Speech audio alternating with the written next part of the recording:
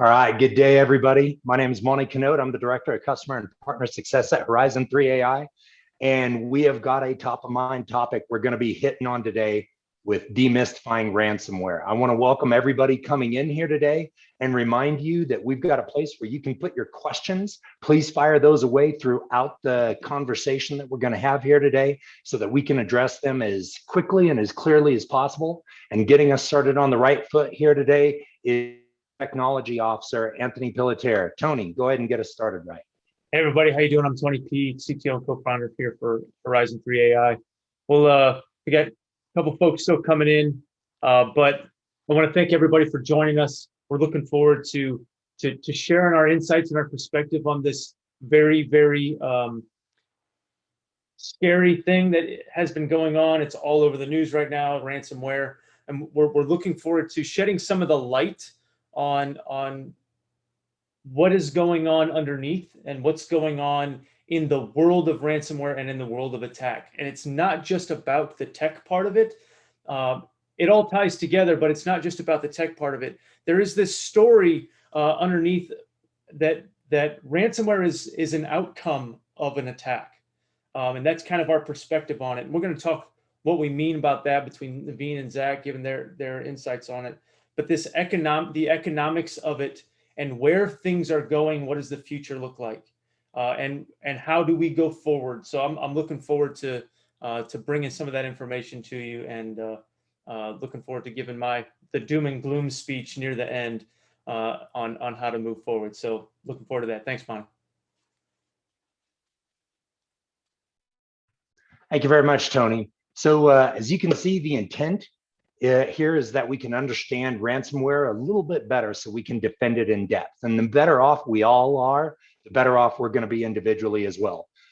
Tony just walked through some of the key points, and I want to bring up here as well is at the very end, that's when we have our aha moments where you can ask the hackers anything. So as I said before, go ahead and post any questions that you got in there in the live Q&A part, and we'll try to bring those up as soon as possible. You know, out on Google right now, it was brought up, if you identify how to prevent ransomware, you can see right there, I just ran that search here not too long ago, and you got a little over 7 million responses back. And when you do it, you're gonna have top 3 tips, 7 ways, 18 different best practices, and there's a lot to go through.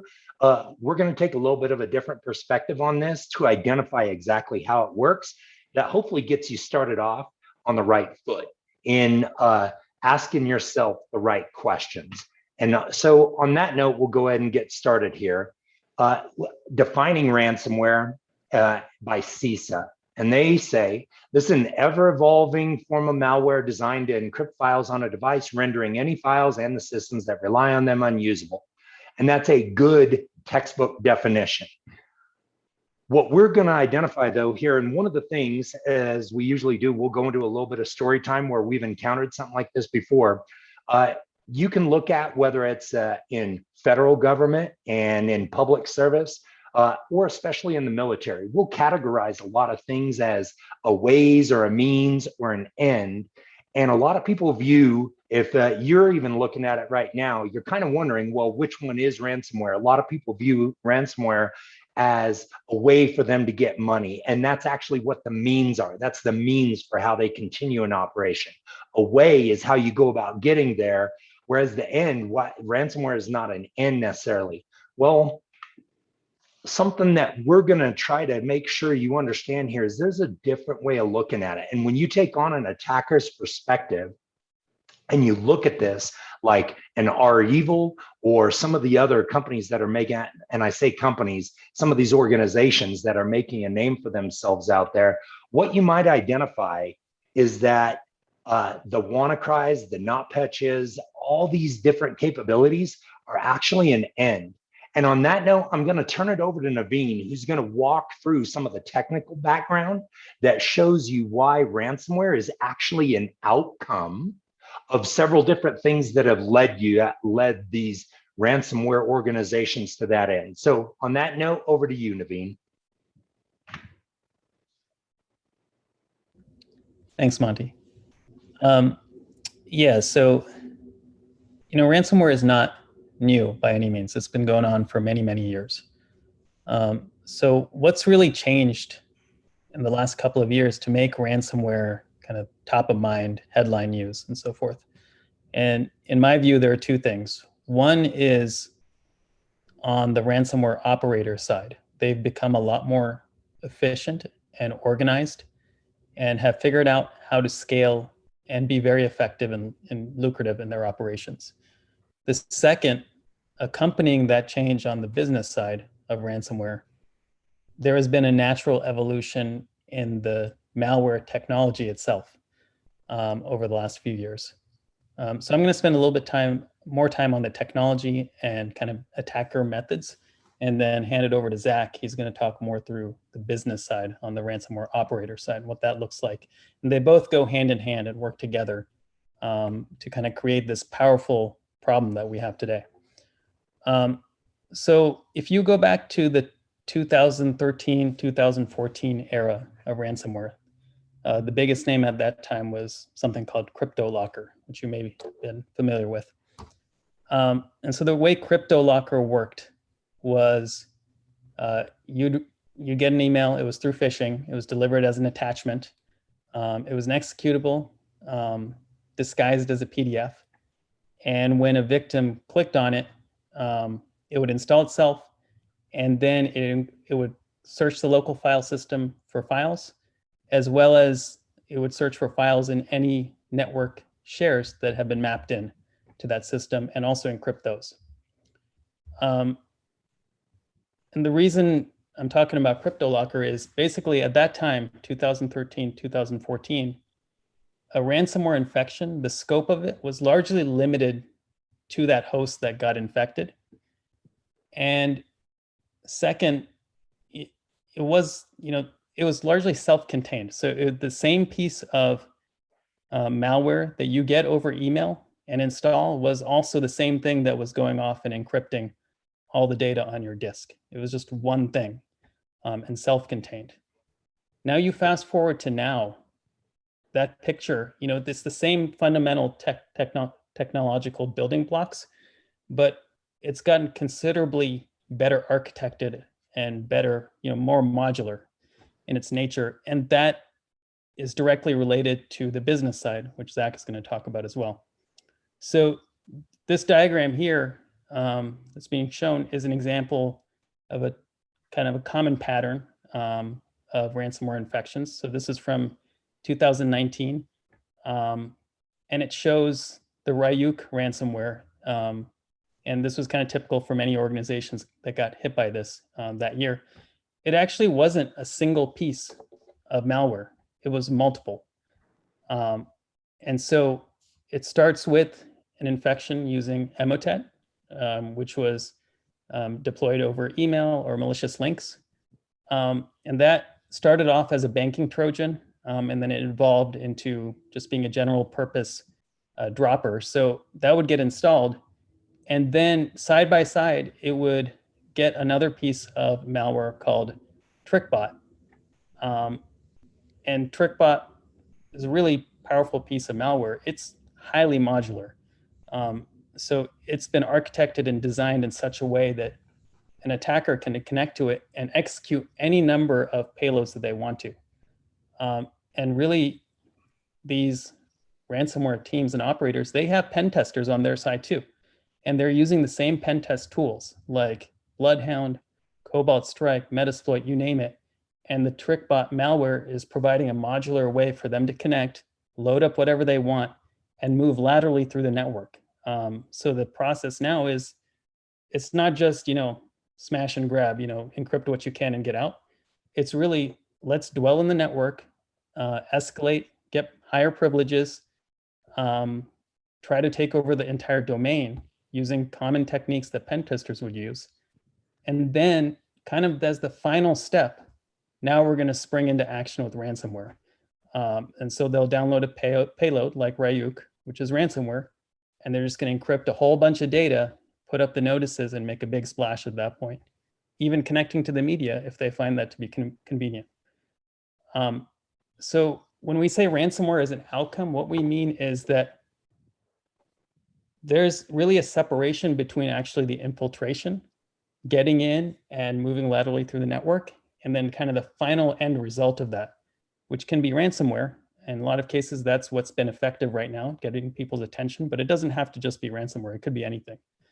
And the people operating these different pieces of malware are different on the ransomware operator side. So the person who's actually getting Emotet as the initial infection vector or TrickBot can be different than the organization that's actually at the end deploying Ryuk to carry out the actual encryption.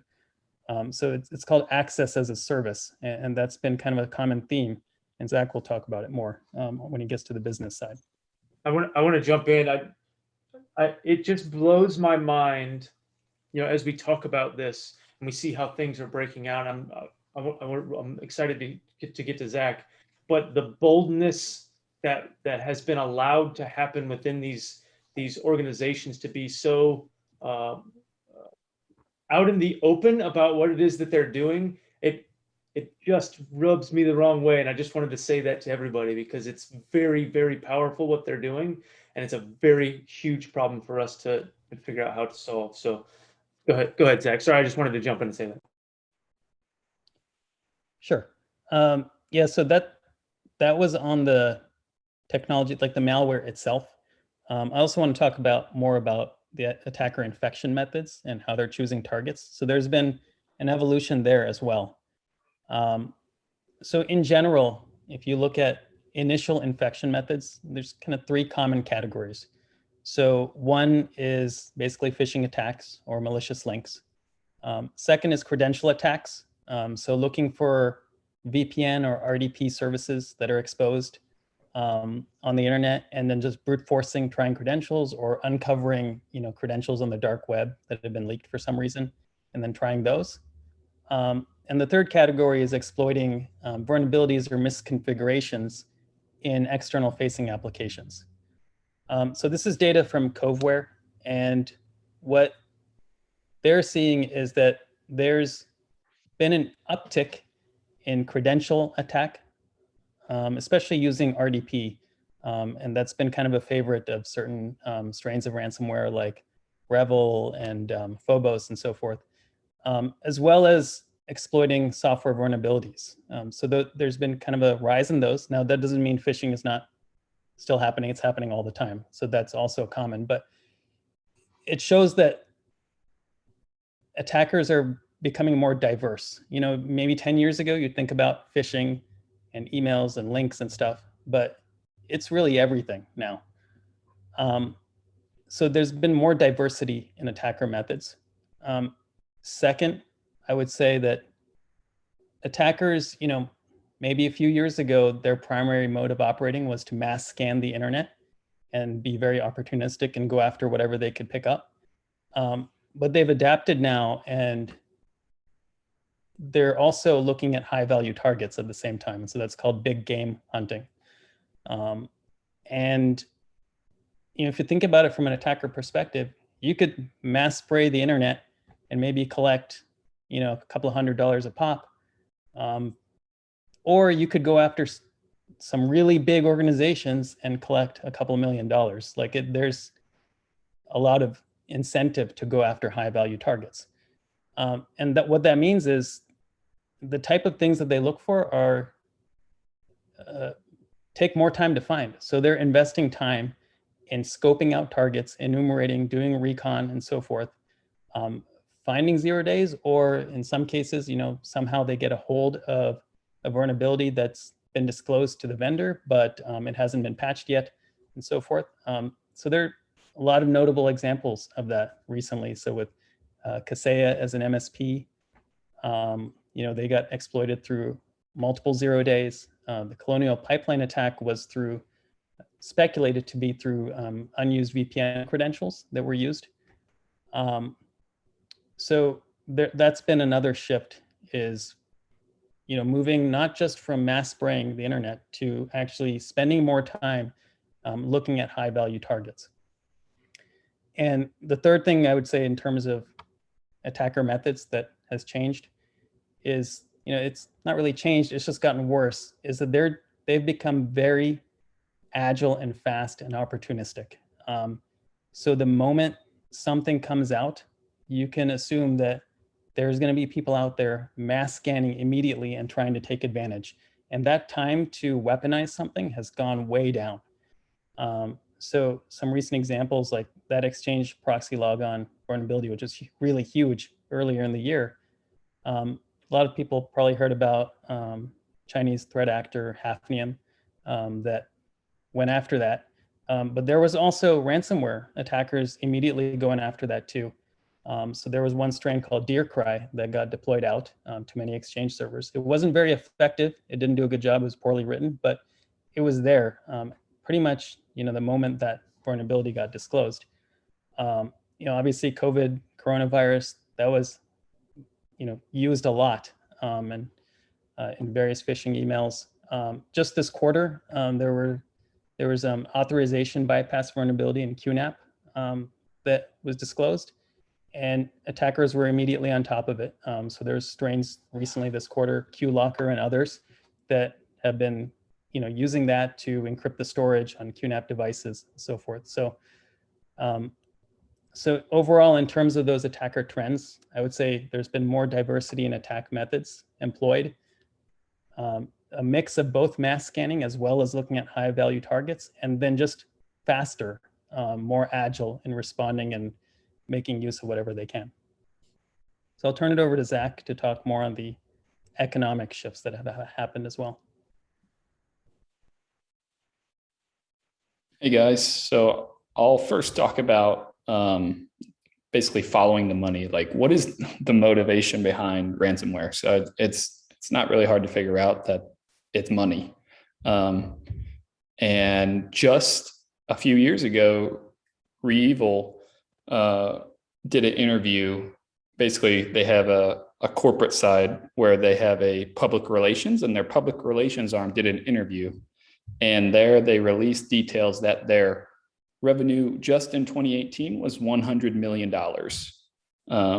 And in the past 3 years, that's really exploded. There aren't any concrete details about what it is now, but the big game hunting that Naveen talked about is really shifting that amount up. But so like, well, how do these people get paid? So one of the big things that catapulted ransomware into being possible is cryptocurrency. So Bitcoin was invented in 2008, and attackers then started to realize that they could get anonymous payments without being traced. And so once they figured that out, it took a while for this kind of thought to spread into the community, and the hacker community and the ransomware gangs, realizing that they could now hold companies ransom and get paid without having to accept a cash bag while the FBI is watching. So it really enabled hackers to get paid. And more recently, cryptocurrency is a good way to get paid, but big coins like Bitcoin don't actually enable purely anonymous payments. So Monero is a different cryptocurrency that's pretty new. It's not that new, but Monero actually enables purely anonymous payments. So a lot of ransomware gangs are shifting to Monero as the payment method, but then they'll exchange that Monero to other black market traders and marketplaces where they'll actually convert that into other tangible goods or cash. Next slide. And the other side of the economics of ransomware is that ransomware gangs have turned to a new model, and that's called ransomware as a service. And what does that mean? That means that a ransomware organization such as ReEvil actually is this corporate entity that will pay malware developers to develop their malware. Then they'll lease that out to what are called affiliates. And affiliates are actually the people that are going out and performing these attacks and encrypting all these companies' data. And so if you look here, it's basically like an assembly line. There are so many people in this game and in this organizational structure that it's kind of mind-blowing. So you have the corporate side of the ransomware gangs, you have the malware developer, you have the REvils in-house hackers. You have the affiliates who are actually renting from REvil. You have access middlemen, like Naveen touched on, where they're providing access to companies that by arranging meetups with freelance hackers, and the freelance hackers are then transferring that access by like deploying a first stage loader and then allowing the affiliates to drop their own ransomware malware in there. And then you also have the security researchers who they're sometimes good, sometimes bad, but sometimes they see a good payday and they're like, yeah, for $500,000, I'll show you how to use this 0-day to get into these 1,000 companies. And so there are so many people in this game that by shifting into organized and specialized different roles, that they're able to transform how fast and how well they do their job. So another interesting thing here is that REvil released that their take on how much they take from the profits of affiliates is they take 30% and the affiliates will take 70% of the ransom. So that was another interesting statistic I saw. Next slide. Yeah, future outlook. I hate that the team gave me this slide because I'm usually the optimist in the team. And now I have to not be the optimist. It's not from the benevolence of the butcher, the brewer, the baker that we expect our dinner, but from their regard to their own interest. You know, as we were talking about this, what content we were going to put together for this, Zach was like, most of these guys are just trying to feed their families. Well, $100 million a year can feed quite a bit. So, and reading through the interview, these guys do interviews. We call them gangs. They are not gangs anymore. They are not gangs anymore. It's a completely different world, and it's only going to continue to progress in that aspect. And I could not I was so interested in the tech, and I'm looking at the tech of it and all that stuff, but I could not get past that quote right there. Does the RAS model allow you to scale? And they responded, undoubtedly. And that's ridiculously scary. If you think about the scale at which they are now, the size of these ransoms, the capabilities that they're leveraging, you look at Colonial, you look at Grubman, you look at what were some of the other ones that Kaseya, it's ridiculously scary. And to carry, yes, it's very difficult to track these things down because they are so isolated. And now they have broken things down to where even if you catch one side or one component of that business, I hate giving them that satisfaction of calling them not a gang and calling them not a business, but if you bring one of those down, it's very easy to slide somebody else into there. You know, they're isolating their problems. Go to the next slide, Monty. There's more division of labor. They're segmenting those things, and that further makes it difficult to track them down and put a stop to it because of those things. And because of that division of labor, now you can scale faster. And because we're isolating, you know, that expertise, now you can focus more on those individual components of it, which means there's more faster increase in capability. That means more revenue, very low margins. They don't have to do a whole lot of those things. It's all just poking around and doing what is their hobby already, is hacking stuff. That expands the market. Then you have a global market plus continued success. That means there's competition. They are setting the conditions for a whole lot of competition. Other folks will probably start doing this, and we'll hear more than just REvil and some of the other ones that are big now. It's going to continue to expand. In business, it's called a blue ocean market. They've taken these isolated and holistic type malware strains that do some damage and can spread across the world and cause, you know, big problems. But now they've changed the market, and it's now it's blue ocean, meaning there are no sharks. There's a few people who are doing it, which means more people can reach out and do it more. And competition breeds innovation. They've taken it from gangs to a Silicon Valley startup model, and also a Silicon Valley venture capital type model, which is extremely scary. And innovation plus scale equals uh-oh.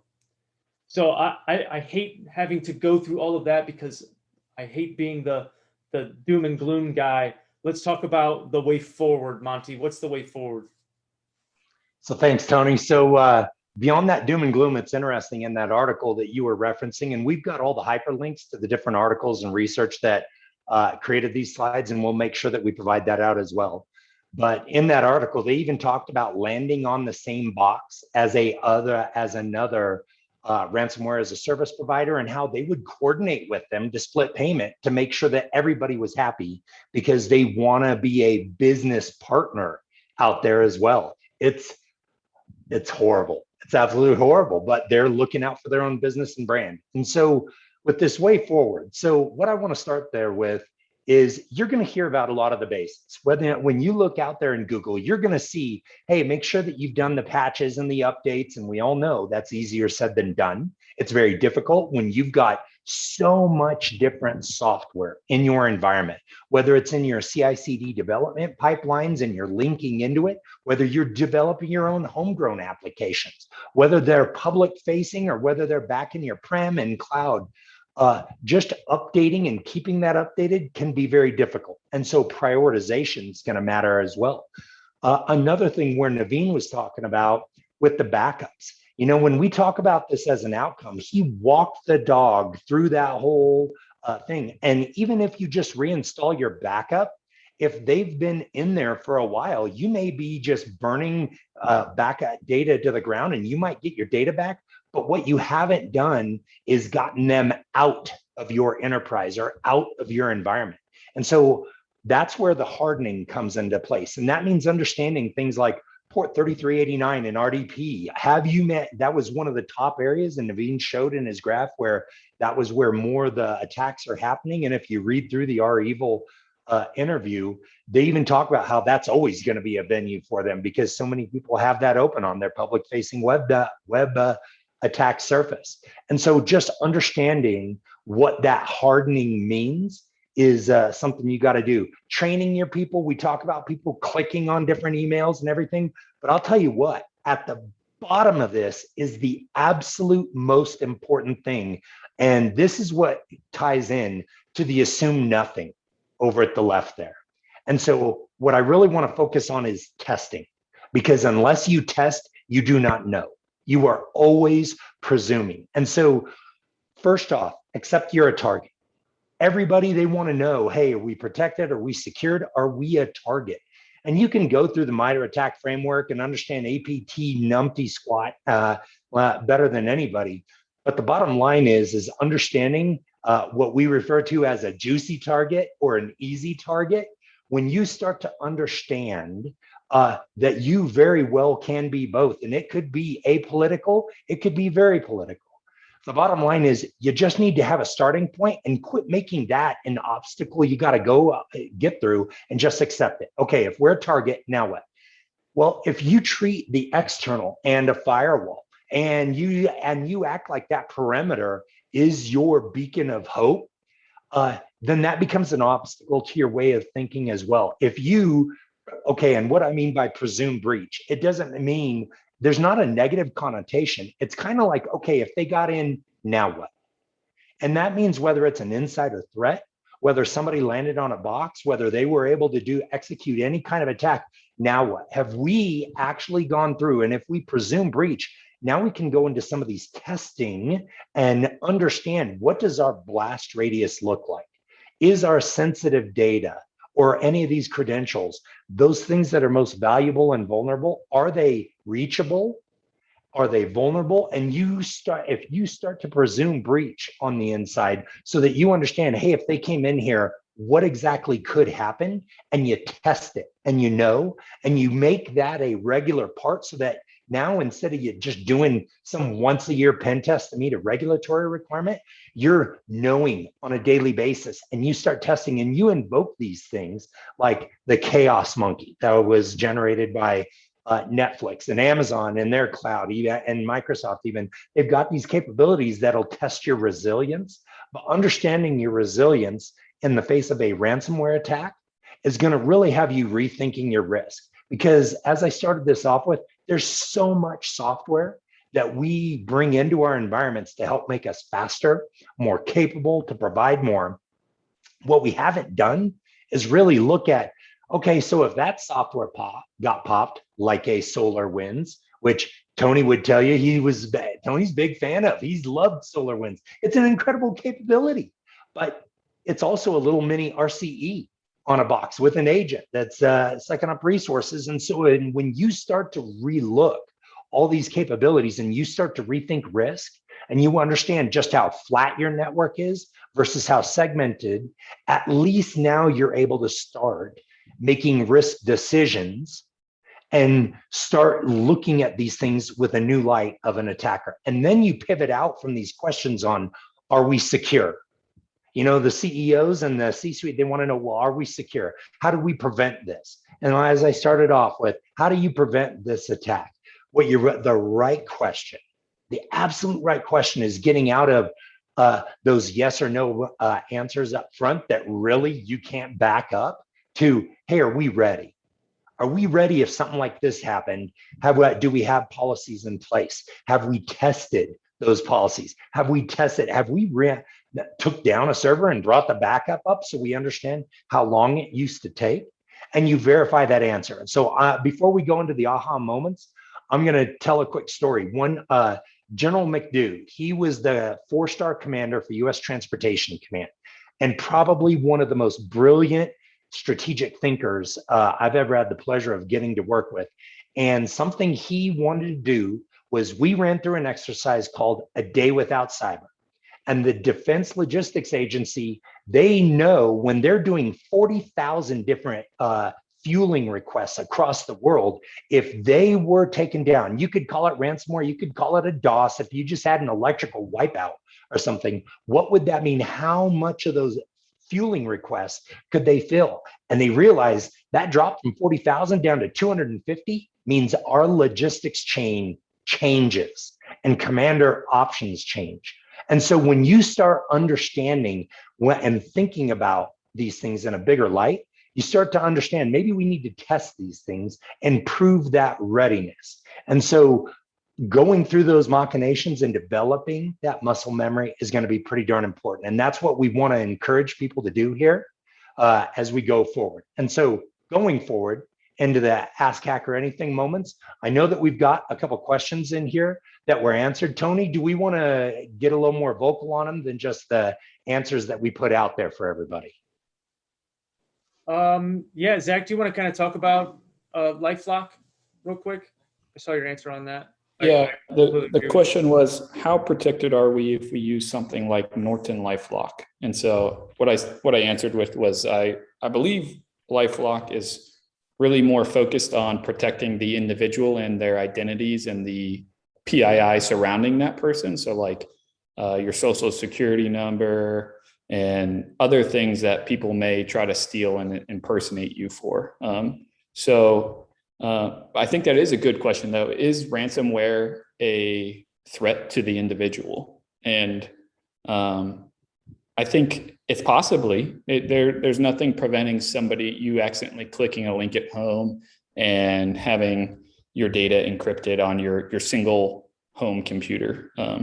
But I really don't think that most people are after the individual, because your ability to pay up is pennies compared to the millions they can go after on these big companies. So if that person was asking more in general about antivirus and not just like LifeLock, I think antivirus is definitely something you need, like endpoint protection. And that's just one layer of defense in depth. So 100% something you need to use and keep up to date, but it's not your one silver bullet.